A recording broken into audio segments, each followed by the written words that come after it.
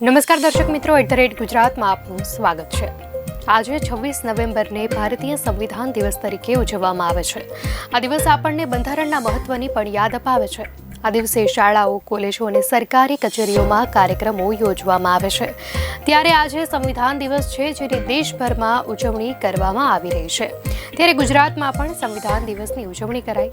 ગાંધીનગરમાં સંવિધાન દિવસની ઉજવણી કરવામાં આવી હતી, જેમાં મુખ્યમંત્રી ભૂપેન્દ્ર પટેલ, ગૃહ રાજ્યમંત્રી હર્ષ સંઘવી તેમજ સામાજિક ન્યાય અધિકારી મંત્રી ભાનુબેન પણ ઉપસ્થિત રહ્યા હતા।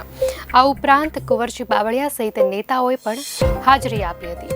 સંવિધાન દિવસને લઈને બાબા સાહેબ આંબેડકરને સીએમએ પુષ્પાંજલિ અર્પણ કરી હતી। ત્યારબાદ પદયાત્રા યોજવામાં આવી, જેમાં મોટી સંખ્યામાં લોકો જોડાયા હતા।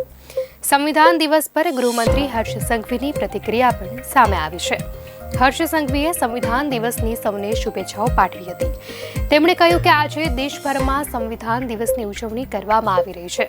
બાબા સાહેબની કામગીરીને સૌ આભાર માની રહ્યા છે। આ સાથે સાથે તેમણે કોંગ્રેસ પર પણ કટાક્ષ કર્યો હતો। કાર્યક્રમ દરમિયાન ગૃહ રાજ્યમંત્રી હર્ષ સંઘવીએ કોંગ્રેસ અને ખાસ કરીને રાહુલ ગાંધી પર આકરા પ્રહારો કર્યા। આકરા પ્રહારો કરતા તેમણે કહ્યું કે સંવિધાનને સૌથી વધારે ઠેસ પહોંચાડવાનું કામ કોંગ્રેસે કર્યું છે। સંવિધાનનું પાલન માત્ર ભાજપે જ કર્યું છે। એટલું જ નહીં, પરંતુ રાહુલ ગાંધી જે સંવિધાન બુક લઈને ફરે છે અને પોતાના નિવેદનો આપે છે, તે બાબતે પણ ગૃહ રાજ્યમંત્રી હર્ષ સંઘવીએ કહ્યું, રાહુલ ગાંધીએ જે સંવિધાન બુક લઈને ફરે છે તેને લઈને કોંગ્રેસ નેતાઓએ જ પોલ ખોલી છે કે એ બુક પર ઉપર તો સંવિધાન લખેલું છે, પરંતુ અંદરથી બુક કોરી છે। દર્શક મિત્રો, અંગે આપની શું પ્રતિક્રિયા છે, ચોક્કસથી જણાવશો।